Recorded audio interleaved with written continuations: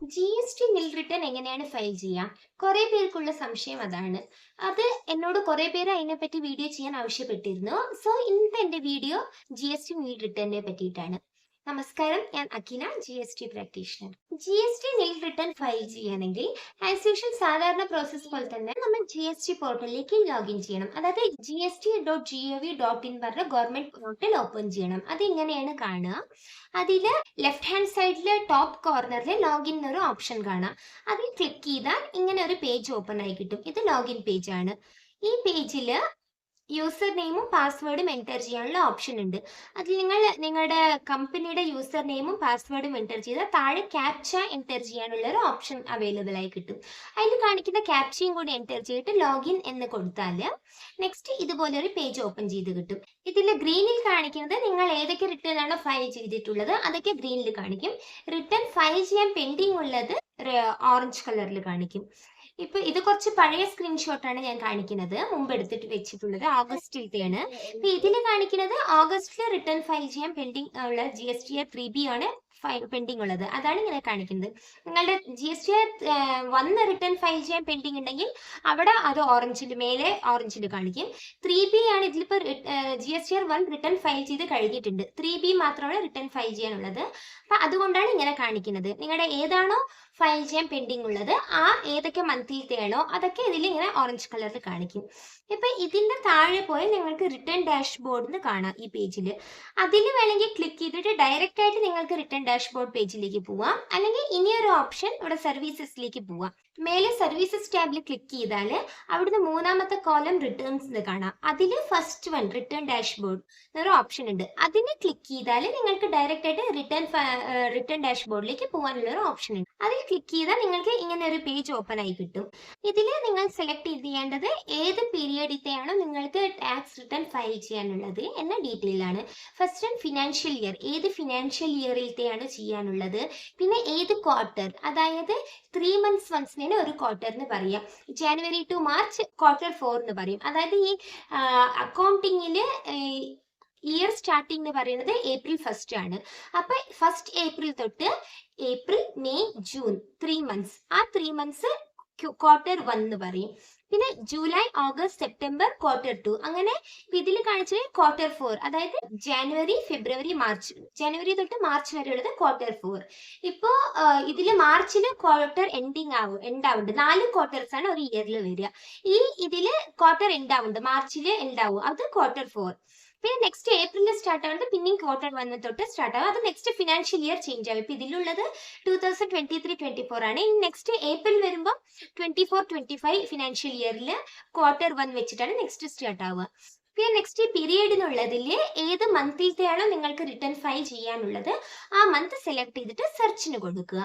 അപ്പൊ നിങ്ങൾക്ക് ഇങ്ങനെ ഒരു പേജ് ഓപ്പൺ ആയി കിട്ടും. അപ്പൊ ഇതിൽ കൊടുത്തിരിക്കുന്നത് ഇതിലെ ഫസ്റ്റ് ബോക്സ് നോക്കിയാൽ details of outward supplies of goods or services GSTR 1. അതിൽ GSTR 1 റിട്ടേൺ ഫയലിംഗ് ഈ ബോക്സിലാണ് നിങ്ങൾ എൻ്റർ ചെയ്യേണ്ടത്. GSTR 1 റിട്ടേൺ ഫയലിംഗിന്റെ ഡീറ്റെയിൽസ്. അതിൽ ഡ്യൂ ഡേറ്റ് ഏതാണോ അതും കൊടുത്തിട്ടുണ്ട്. സാധാരണ GSTR 1 ഡ്യൂ ഡേറ്റ് പ്രിസീഡിംഗ് മന്തിത്തെ 11th ആയിരിക്കും. അതായത് ഇപ്പോൾ നിങ്ങൾ ജനുവരിയിലത്തെയാണ് റിട്ടേൺ ഫയൽ ചെയ്യേണ്ടത് എന്ന് വെച്ചാൽ അത് ഫെബ്രുവരി 11th ജനുവരി മന്തിലത്തെ റിട്ടേൺ ഫയൽ ചെയ്തിരിക്കണം. ആ ഡ്യൂ ഡേറ്റ് ഇവിടെ തന്നെ കാണിക്കും. ഇതിൽ prepare online, prepare offline 2 option ഉണ്ട്. പ്രിപ്പയർ ഓൺലൈൻ എന്ന ബട്ടൺ ക്ലിക്ക് ചെയ്യാം. അപ്പൊ നിങ്ങൾക്ക് ഇങ്ങനെ ഒരു പേജ് ഓപ്പൺ ആയി കിട്ടും. അതില് മേലെ ഫയൽ നിൽ GSTR 1 കാണുന്നുണ്ട്. അത് ഞാൻ നിങ്ങൾക്ക് കാണാൻ വേണ്ടി റെഡ് കളറിൽ മാർക്ക് ചെയ്തിട്ടുണ്ട്. അതിന്റെ തൊട്ടടുത്ത് തന്നെ ഒരു ബോക്സ് ഉണ്ട്. ആ ബോക്സ് ഒന്ന് ടിക്ക് ചെയ്ത് കൊടുത്താല് താഴെ ഫയൽ സ്റ്റേറ്റ്മെന്റിന് അപ്പൊ താഴെ കാണിക്കുന്ന ഈ ബോക്സ് ഒക്കെ ഡിസേബിൾ ആയിട്ട് നിങ്ങൾക്ക് ഇങ്ങനെ ഒരു ഓപ്ഷൻ കാണും. ഇതിൽ നിങ്ങൾക്ക് കാണാം, ഇതിൽ ഞാൻ ടിക്ക് ചെയ്തിട്ടുള്ളത് ഗ്രീൻ കളറിൽ കാണുന്നുണ്ട്. ഫയൽ നിൽ GSTR 1 ഉള്ളത് ഗ്രീൻ കളറിൽ കാണുന്നുണ്ട്. ഇനി നെക്സ്റ്റ് ഇതിന്റെ ഏറ്റവും താഴെ ഫയൽ സ്റ്റേറ്റ്മെന്റിന് ഓപ്ഷൻ ഉണ്ട്. അതിൽ ക്ലിക്ക് ചെയ്യാം. അപ്പൊ നിങ്ങൾക്ക് ഇങ്ങനെ ഒരു പേജ് ഓപ്പൺ ആയി കിട്ടും. ഇതില് ഈ ബോക്സ് ടിക്ക് ചെയ്യുക. ഐ ഹാവ് ഹിയർ ബൈ, അതൊരു ഡിക്ലറേഷൻ ആണ്. അതിൽ ചെക്ക് ചെയ്തിട്ട് ഈ ഓത്തറൈസ് സിഗ്നേച്ചറിന്റെ താഴെയുള്ള ബോക്സിൽ ക്ലിക്ക് ചെയ്താൽ അതിൽ ഓത്തറൈസ് സിഗ്നേച്ചറി ആരൊക്കെയാണ് നിങ്ങൾ രജിസ്റ്റർ ചെയ്തിട്ടുള്ളത് അവരുടെയൊക്കെ പേര് കാണും. ഇപ്പോൾ ഒരാളെ ഉള്ളൂ എങ്കിൽ അവരുടെ പേര് കാണും. ഇല്ല ഇപ്പോൾ പാർട്ട്ണർഷിപ്പ് ആണ് അല്ലെങ്കിൽ 2-3 ഓത്തറൈസ് സിഗ്നേറ്ററി ഉണ്ട്, അവരെയൊക്കെ നിങ്ങൾ ആരൊക്കെയാണ് രജിസ്റ്റർ ചെയ്തിട്ടുള്ളത് അവരുടെയൊക്കെ നെയിം ലിസ്റ്റ് കാണും. അതിൽ നിങ്ങൾ ആരുടെയാണോ സെലക്ട് ചെയ്യേണ്ടതെന്ന് വെച്ചാൽ സെലക്ട് ചെയ്യുക. പെർട്ടിക്കുലർ നിങ്ങൾ ആരുടെ പേരാണോ സെലക്ട് ചെയ്യണത് അവരുടെ നമ്പറിലേക്ക് OTP പോവും. സോ OTP പ്രൊവൈഡ് ചെയ്യാൻ അവൈലബിൾ ആയിട്ട് ആരാണോ ഉള്ളത് അവരുടെ നെയിം സെലക്ട് ചെയ്യുക. അത് സെലക്ട് ചെയ്ത് കഴിഞ്ഞാൽ ഇവിടെ താഴെ ഈ ബാക്ക് ബട്ടൺ അടുത്ത് 2 ഓപ്ഷൻ ഉണ്ട്. ഒന്ന് ഫയൽ വിത്ത് DCS, അത് ഡിജിറ്റൽ സിഗ്നേച്ചർ സർട്ടിഫിക്കറ്റ് ഉള്ളവർക്ക്. അതിന്റെ അപ്പുറത്ത് ഫയൽ വിത്ത് EVC ഓപ്ഷൻ ഉണ്ട്, അത് ഇലക്ട്രോണിക് വെരിഫിക്കേഷൻ കോഡ്. അതാണ് OTP. അത് എനേബിൾ ആയിട്ട് കാണും. നിങ്ങൾ നെയിം സെലക്ട് ചെയ്ത് കഴിഞ്ഞാൽ ആ ബട്ടൺ എനേബിൾ ആവും.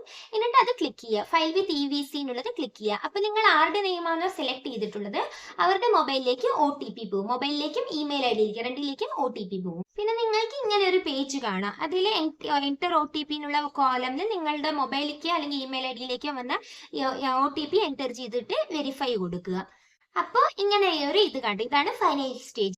GSTR 1 രജിസ്ട്രേഷൻ സക്സസ്ഫുള്ളി ആയിട്ട് കഴിഞ്ഞു എന്നുള്ള ഒരു ഇതാണ് ഇതിൽ കാണിക്കുന്നത്. മേലെ ഗ്രീൻ കളറിൽ മെൻഷൻ ചെയ്തിരിക്കുന്നത് കണ്ടോ? ഈ ഡാഷ് ബോർഡിന് എഴുതിയതിന്റെ തൊട്ട് താഴെ നിങ്ങൾക്ക് കാണാം GSTR 1 ഓഫ് GST നമ്പർ എന്താണോ അത് കാണിക്കും. റിട്ടേൺ പീരീഡ് ഏത് മന്തിലത്തെ അത് റിട്ടേൺ ആയി കഴിഞ്ഞാൽ അതിന്റെ ARN നമ്പർ റെഫറൻസ് നമ്പറും കൂടി നിങ്ങൾക്ക് അവൈലബിൾ ആയിരിക്കും. അവിടെ നിങ്ങൾ സ്ക്രോൾ ഡൗൺ ചെയ്തുകൊണ്ട് പോയാൽ നിങ്ങൾക്ക് ആ ഡോക്യുമെന്റ് ഡൗൺലോഡ് ചെയ്തെടുക്കാം PDF ആയിട്ട്. നിങ്ങൾ എന്താണ് GST റിട്ടേൺ ഫയൽ ചെയ്തിട്ടുള്ളത് അതിന്റെ നിങ്ങൾക്ക് PDF ആയിട്ട് ഒരു ഇതിന് വേണ്ടിയിട്ട് പർപ്പസിന് വേണ്ടിയിട്ട് നിങ്ങൾക്ക് ഫ്യൂച്ചറിൽ അല്ലെങ്കിൽ റെഫറൻസിന് വേണമെങ്കിൽ ആ PDF ഡൗൺലോഡ് ചെയ്തിട്ട് സേവ് ചെയ്തെടുക്കാം. GSTR 1 മാത്രമല്ല 3Bയിലും ഈ ഡോക്യുമെന്റ് നിങ്ങൾക്ക് ഡൗൺലോഡ് ചെയ്ത് സേവ് ചെയ്തെടുക്കാം. ഇതാണ് GSTR 1 നിൽ റിട്ടേൺ ഫയൽ ചെയ്യാനുള്ള ഫോർമാറ്റ്. ഇനി നിങ്ങൾക്ക് എന്തെങ്കിലും ഡൗട്ട് ഉണ്ട് അല്ലെങ്കിൽ കൺസൾട്ടേഷൻ എന്തെങ്കിലും ആവശ്യമുണ്ട് അല്ലെങ്കിൽ എന്തെങ്കിലും GSTയെ പറ്റി എന്തെങ്കിലും ക്വയറീസ് ഉണ്ടെങ്കിൽ ഞാൻ താഴെ എൻ്റെ മൊബൈൽ നമ്പർ കൊടുക്കാം, ആ നമ്പറിലേക്ക് വാട്സപ്പ് ചെയ്യൂ.